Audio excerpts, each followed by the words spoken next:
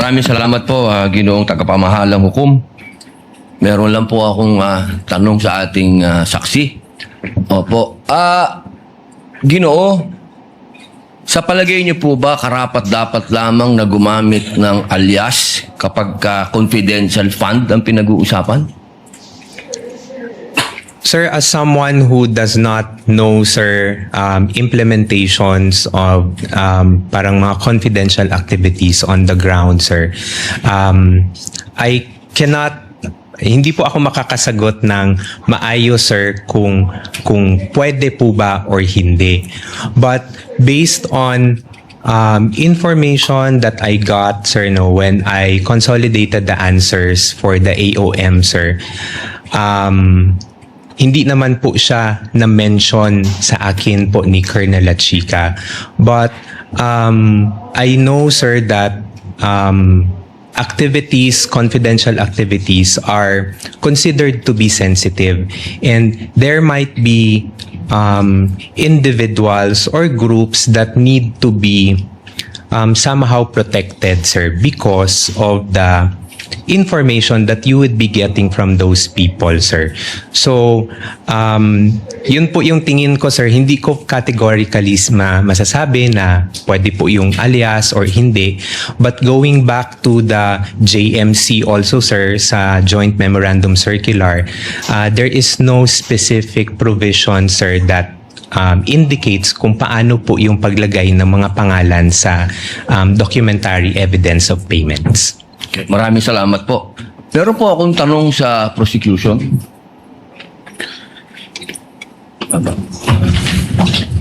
Magandang hapon po. Napakaganda po ng inyong ngiti. Good afternoon din po, sir. Opo. Batid po ba ninyo ngayon, mga petsa na to, kung ano ang pinagdiriwang natin sa Pilipinas? Magmula po Ogo, 19 hanggang 30. Buwan ng wika daw po, sir. Bukod po sa buwan ng wika, National Heroes Day. National Heroes Day. Ito po ay hango sa ating mga bayani. Tama po ba? Opo. Opo. Naniniwala po ba kayo na ang ating mga bayani ay may mga alias? Kilala niyo po ba sila Di Masalang? I'm sorry po sa aking history teacher. Ayan, opo. Hindi ko na po maalala. Ito po ang pinakamagandang panahon para maipaalala po sa inyo na ang ating mga bayani ay gumamit ng mga alias.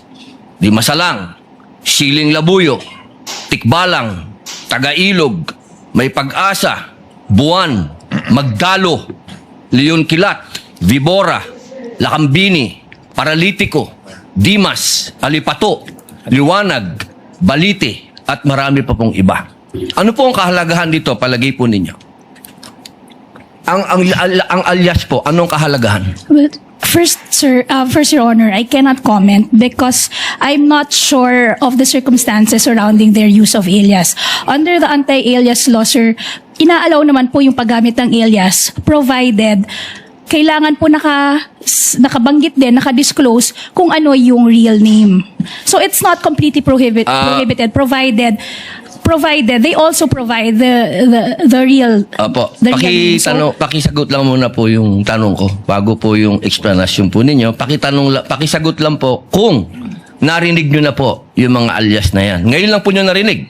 some of it po, Your Honor, to be candid, some of it I've already heard. Magmula po 1892 hanggang 1896, ginagamit po nila ang mga alias na yan. Nagkaroon lang po ng isang traidor, ang pangalan ay Teodoro Patiño, na nagbulgar sa Katipunan. Alam po ba niyo yun? Yes, Your Honor. But the circumstances then were different because we were Bakit po iba? under... Bakit po iba? Bakit po na iba? May gera po nun, sir, and we were under Wala po ba tayong occupation. gera sa NPA? Ang NPA po, merong mga alias. Meron pong ka-Cobra, ka-Agila, ka-Lawin, ka-Tigre, ka-Kapre, ka-Sirena, ka-Adobo, ka-Sinigang, ka-Pansit, ka-Tinola, ka-Sile, ka-Kamote, ka-Bawang, ka-Maxi, ka-Labuyo. Strictly speaking, Lahat po yan, sir, ginagamit iba po na alias. Internal armed conflict, iba naman din po yung war. Bakit po na iba? Pareho po itong clear and present danger sa atin. So ang gusto ko lamang pong ipaalam sa ating prosecution na napakahalaga po ng alias sa panahon ng... Kayo po, sagutin po nyo, sa panahon ng... Gera, sir. Your Honor.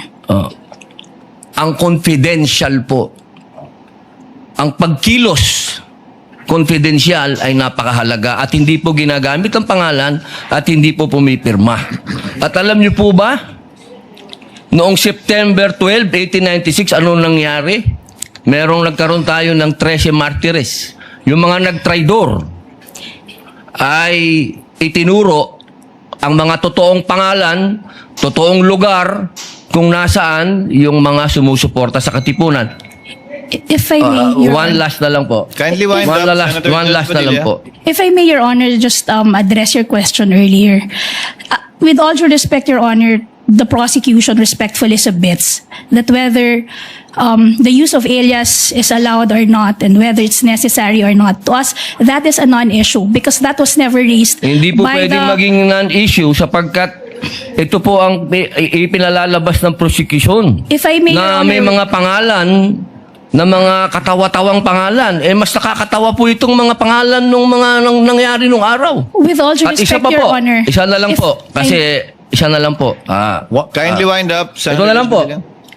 Kilala niyo po ba kung sino si Marcial Bonifacio? To be candid, Your Honor, Oh. I'm not Sino po? familiar. Si Benigno I'm sorry, Aquino Your Honor. Jr. Si Ninoy. Siya mismo may alias. Maraming salamat po. Your Honor, if I just may, Your Honor, just to set the record straight, because it was made to, with all due respect to the Senator Judge, Mr. it was, Presiding Judge, allowed ba yun? I was about to make a ruling. Maraming Senator salamat Judge po. Padilla. There was no question posed. Ginoong Ortonio. Good morning, sir. Yes.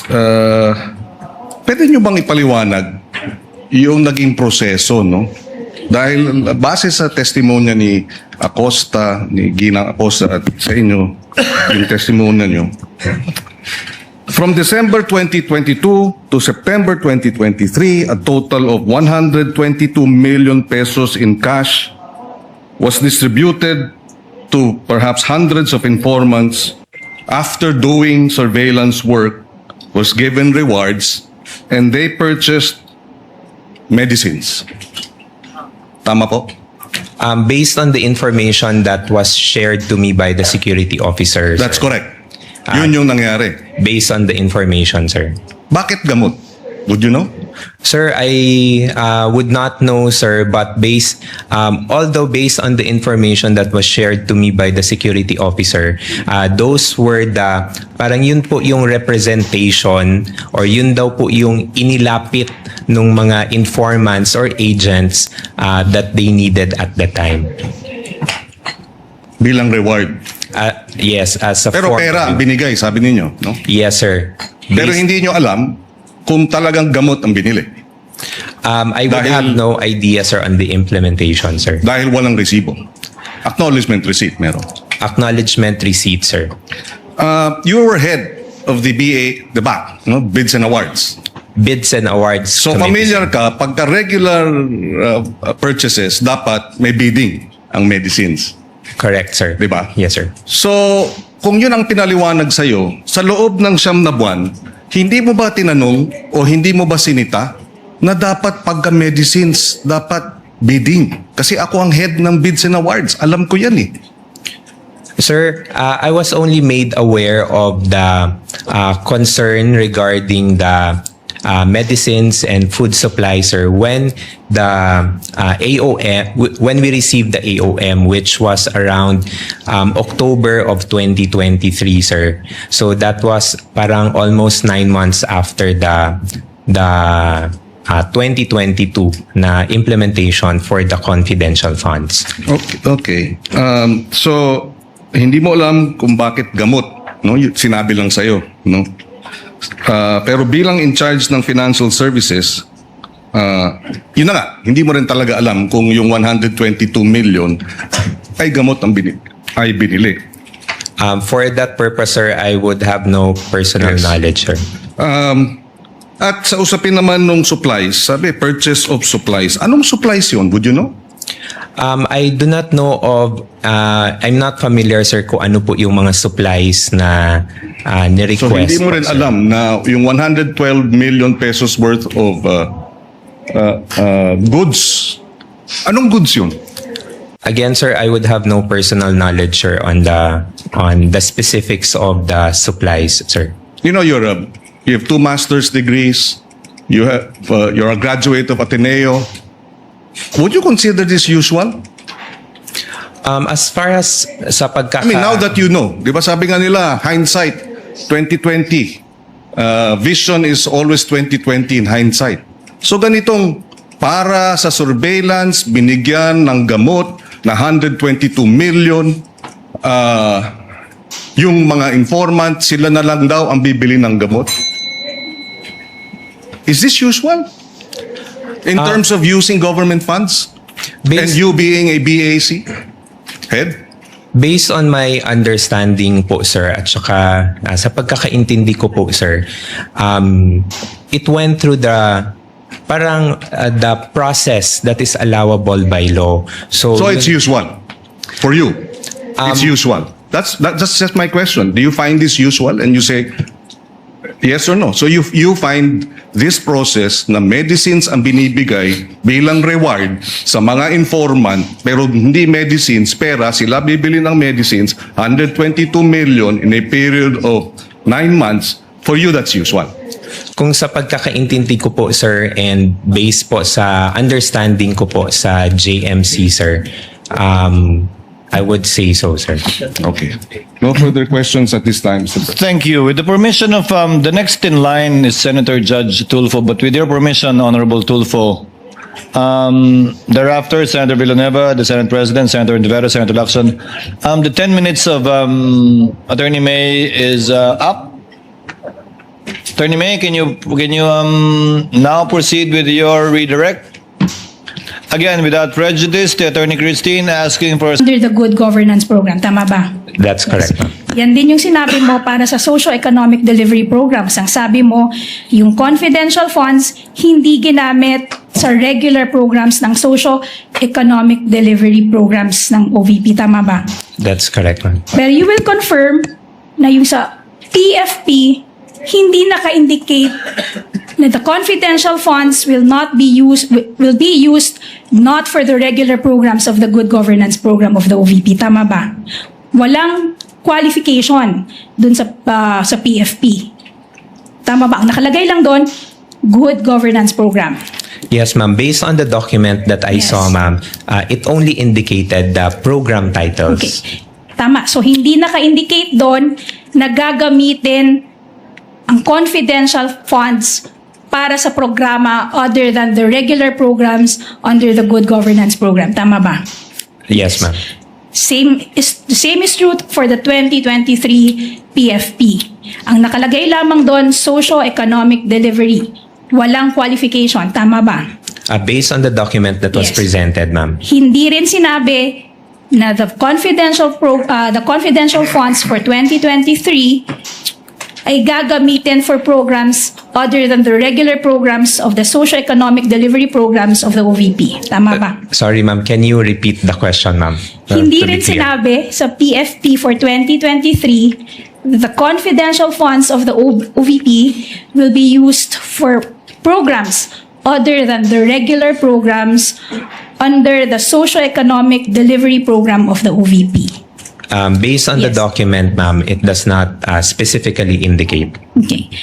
And you would confirm that the seeming confusion would have been avoided had the Office of the Vice President only indicated the specific programs under both the Good Governance programs and the socio-economic delivery programs in the PFP. Tama ba? Objection.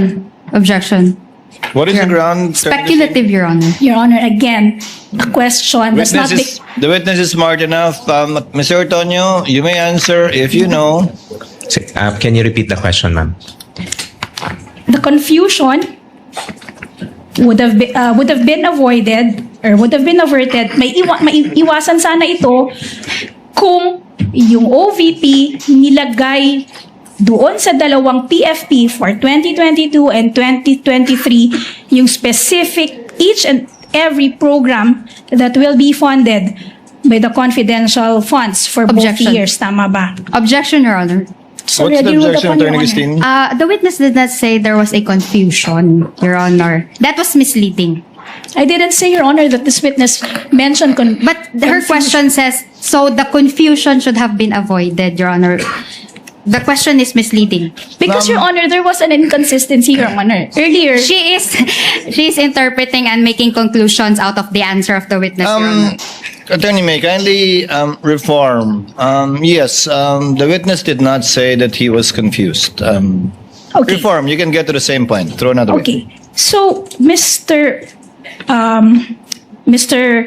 Ortonio, kung nilagay yung each and every program that will be funded, stinate doon sa dalawang PFP, yung particular programs na paggagamitan ng confidential funds, wala sanang question kung saan ito ginamit. Tama ba?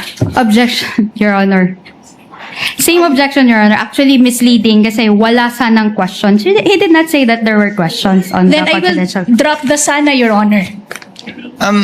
Mr. Ortonio, if I may, counsels, Mr. Ortonio, bakit hindi nilagay doon sa PAP yung particular ng good governance at socio-economic program at hindi ito bahagi doon sa original o regular na budget ng OVP? Sa Sir, pagkakaalam mo. thank you, Your Honor. On the question, sir, on kung bakit hindi nilagay, sir, I would have no personal knowledge, sir, on why, since the document was prepared by our special disbursing officer. Sa paggawa ng sagot sa OEM, sa palagay mo ba kung nilagay niya yon, hindi na masasama sa OEM, sa AOM yon? Based on my understanding, sir, it could have helped, sir, to clarify. Okay. Your witness, counsel? Okay. Mr. Ortonio, yesterday and today, paulit-ulit mong sinasabi na wala kang participation sa disbursement and implementation of the confidential funds. Tama ba? Yes, ma'am. So, hindi mo rin alam kung talagang saan ginamit yung confidential funds, kung anong programa dinisburse ito. Tama ba? Objection. Objection, Your Honor. What is the ground? Not covered by Attorney the Christine? cross. Let's give her sufficient leeway, counsel. This is one of the questions in the minds of the senator judges. Just to clarify, you may answer it, Mr. Ortonio. No, I would not have any personal knowledge. So, hindi mo rin alam, based on your personal knowledge, na yung confidential funds ay hindi ginastos sa regular programs under the Good Governance Program. Tama ba? Kasi wala kang, sabi mo, wala kang participation, wala kang personal knowledge kung saan dinisburse yung confidential funds. Tama ba? Based on my understanding, ma'am. Wala ka ring personal knowledge kung paano in-implement ang confidential funds. Tama ba? Yes, ma'am. So, hindi mo rin masasabi, based on your personal knowledge, na yung confidential funds ay ginastos sa mga programa other than the so-called regular programs of the Good Governance Program. Objection, Your Honor.